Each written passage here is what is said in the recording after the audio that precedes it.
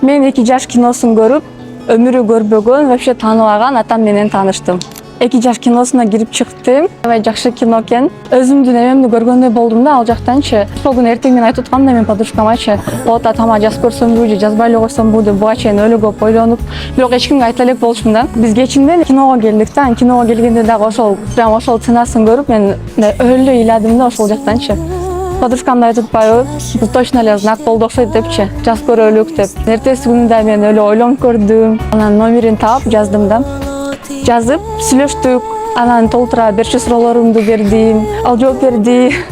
Өлө жаман болдум. Атамды мен буга чейин вообще көргөн эмесмин, ал мени көргөн эмес. Экөөбүз вообще жолуккан эмеспиз да. Аделен айтат го, мен деген өмүр бою таарыныч менен жашагым келбейт депчи. Ошол жактарын эстеп мен мындай өлө ыйладым да. Таарыныч менен жашагым келген эмес да.